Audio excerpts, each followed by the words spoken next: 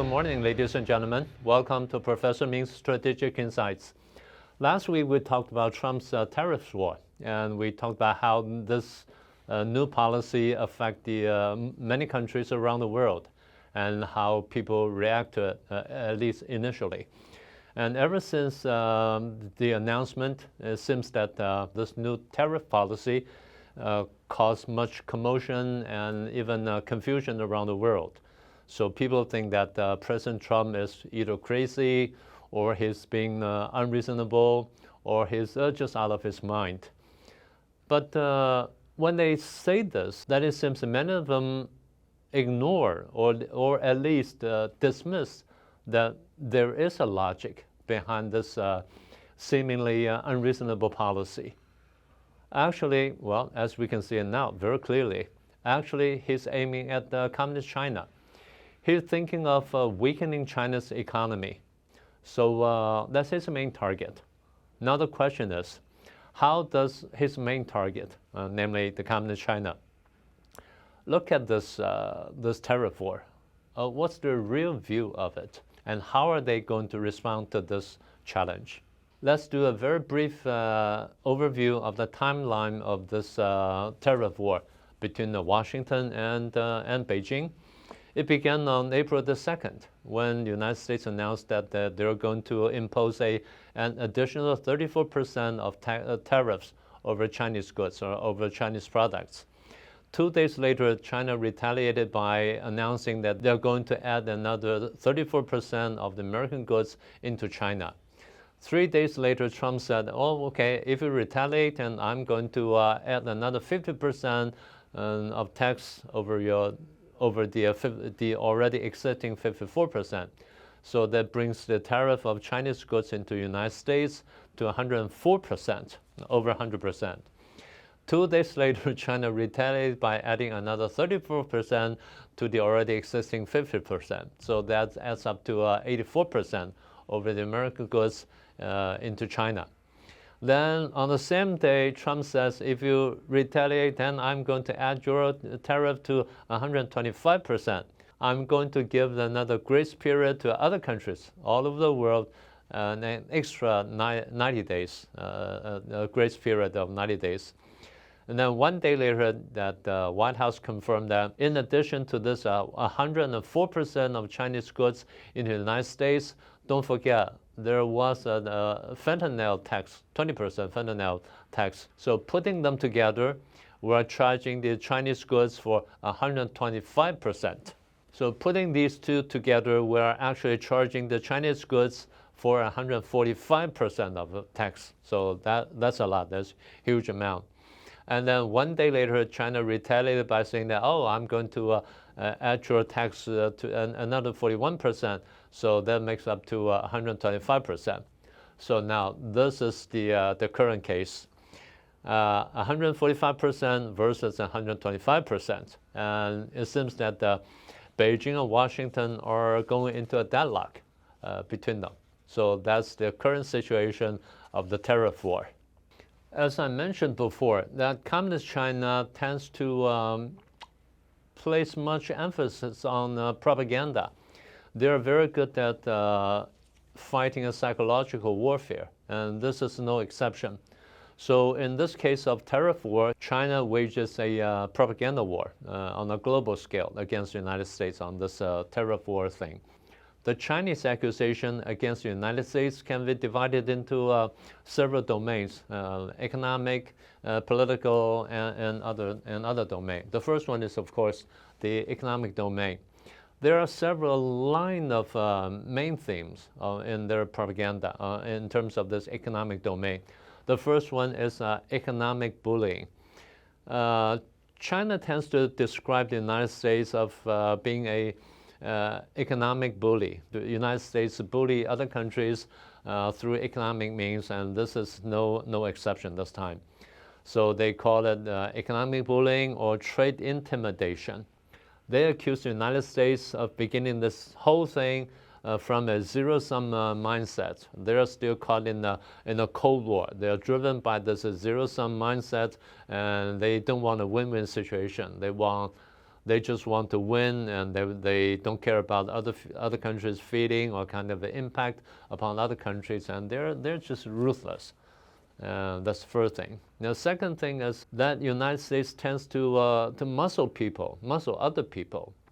They think they're strong, they're robust. Other countries are weak and they're feeble. So United States can push other people around. And this time, United States is doing the same thing again. And that's a first line of argument. The second line of accusation is how the United States is dismantling if not dismantling, or at least it's disrupting this global supply chain, be them a high-tech products such as 3C products, chips, high-end chips, or other things. And that's the disruption of the supply chain. And then following that is the destabilization of the global market, and how United States hurt other countries' economy and people's living, and so on and so forth. And how the third world countries are badly affected by this kind of imposed tariffs and unreasonably imposed tariffs by the United States. And the third line of accusation against the United States tariff war is how the United States is obsessed by the mentality of unilateralism or protectionism. And this is an old cliche. They've been accusing the United States for decades for that. So these are the three main lines or three main themes in terms of economic domain, the accusation of economic domain against this tariff war. The second domain is, of course, the political domain. They charge the United States, as we mentioned earlier, they charge the United States of being obsessed or being caught, still being caught by this kind of Cold War mentality, and they want to conduct a so-called peaceful evolution or peaceful revolution against us socialist states or against us socialist countries, and that's the first thing. The second line of argument in this political domain is how the United States want to use this kind of tariff war to prevent China or to contain China from rising. And China is rising, and that's inevitable. And that's almost a historical inevitability, and how the United States wants to protect it, and it's totally unreasonable. And that's the second line. The third line behind this second line is, of course, what we call the false or the fake nationalism, and say how China's rise is so important to the Chinese people around the world, not only on mainland China, but also in Taiwan, Southeast Asia, or even other parts of the world, and how the Chinese around the world are aspiring for this kind of this outcome or this consequence.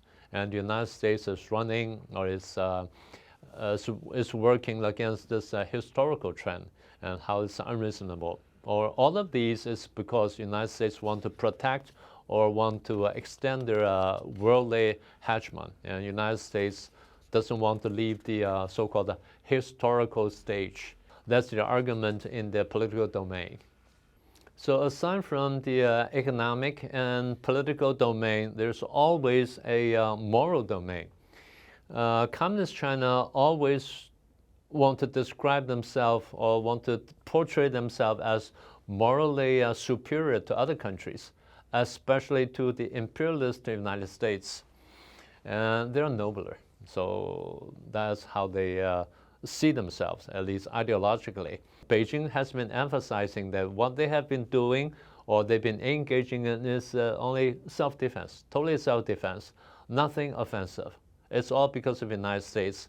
And the United States started the whole thing, and the United States is the one to be blamed, and so on and so forth. So again, very briefly, Communist China or Beijing is always morally superior to the United States.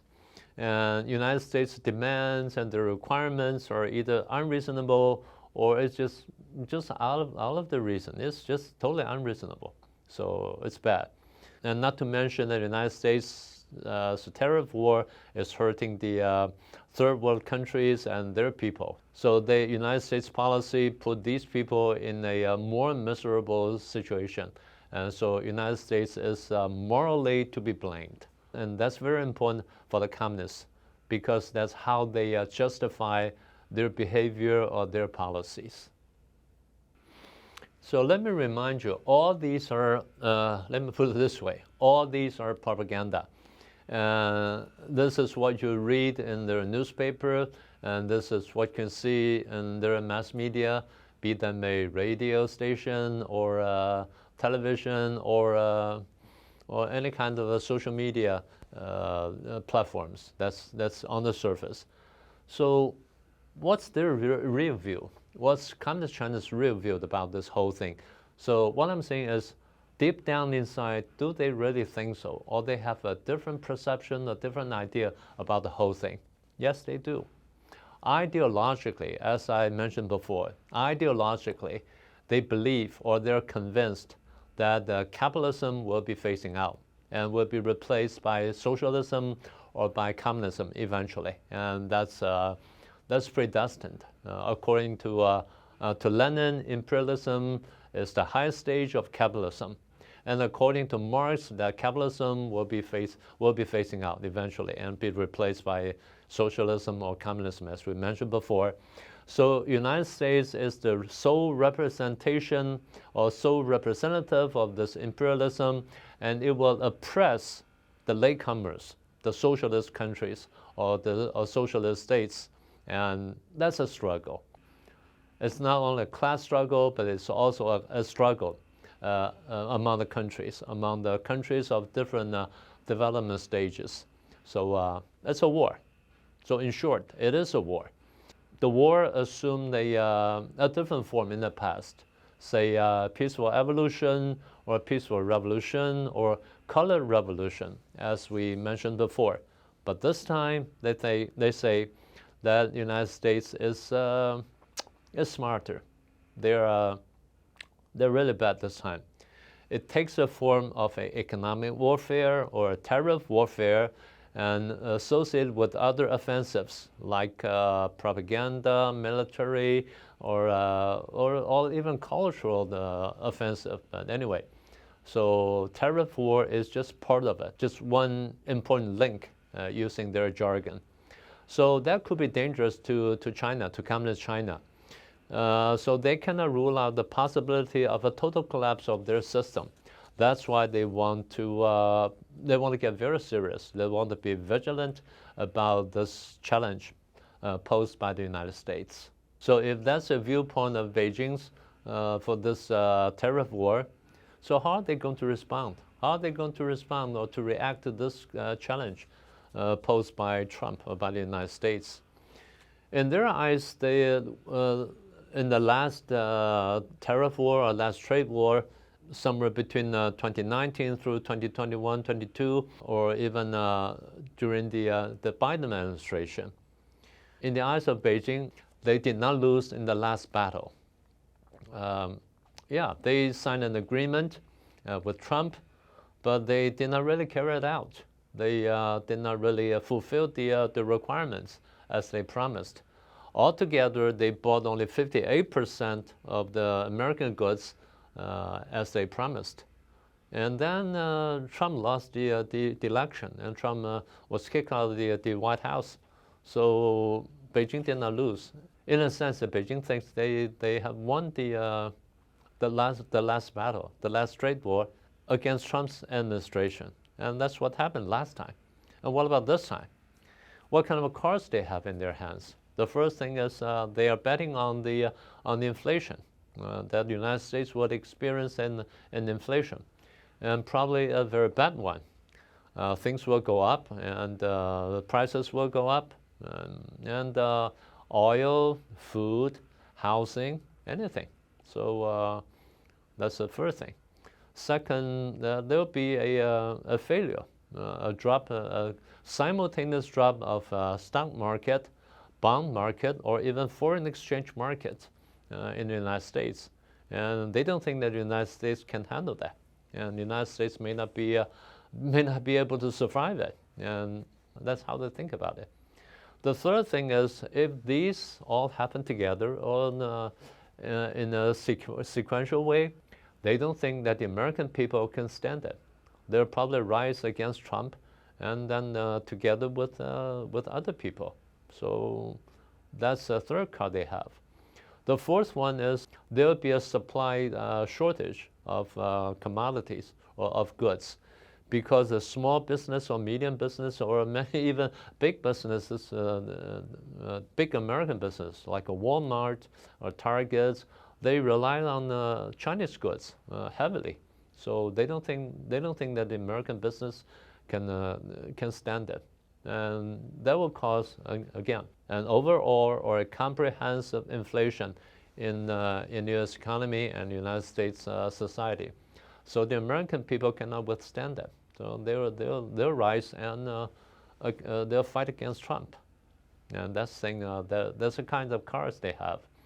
And then in their eyes, in the eyes of Beijing, they think that not only Beijing goes against this, and even the European countries don't like it. They hate Trump, and they want to fight against Trump, and they have fought back already. So in their eyes, they can join hands with the European countries or even with Canada, Australia, New Zealand, Japan, you name it. So that's what they think they have.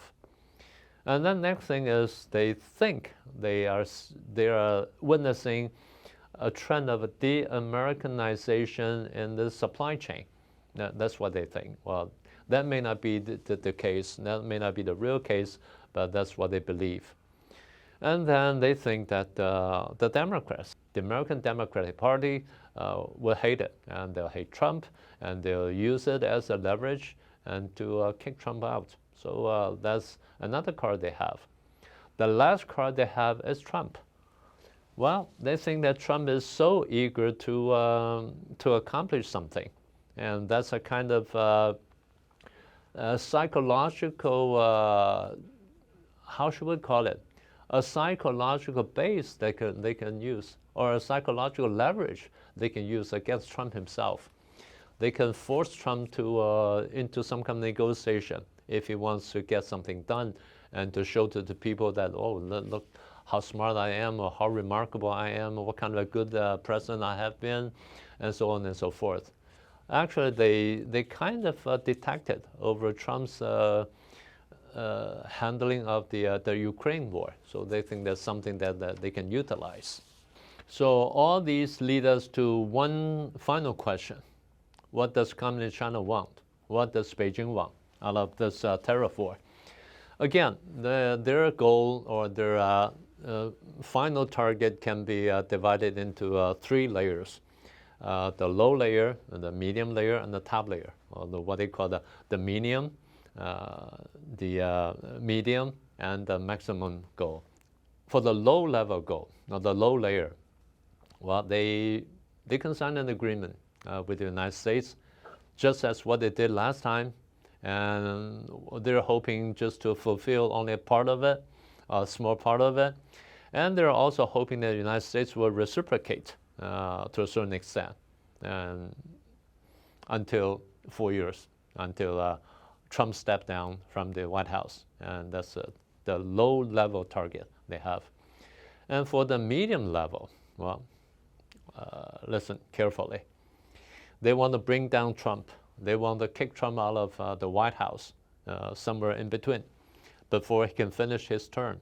And if he's kicked out of the office from White House, together with the effort with the American Democrats and other forces, so-called the left-leaning forces, or the general public in the American society, they'll kick Trump out of White House and terminate his tenure, and then put an end to this tariff war. And that's the medium level or medium layer of their target. What about the top? What about the top target? What about the top layer of their anticipation? Well, they want to defeat the United States, and they want to bring down this representation or representative of the modern-day imperialists or imperialism.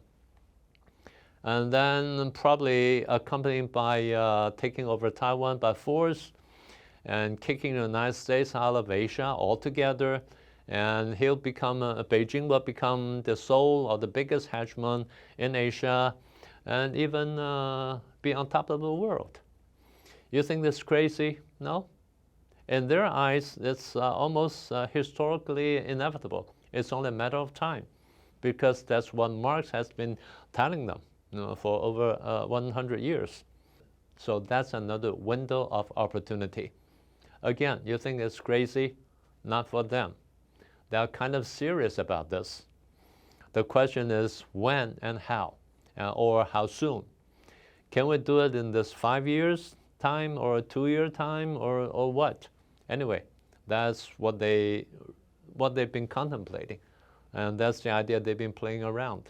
Never think that they're crazy. If you think so, because you don't understand them, they're really brainwashed by their own ideology, and that's how they're taught, and that's how they're educated, and that's how they've been recruited into the party, and how they got promoted along the way, even including Xi Jinping himself.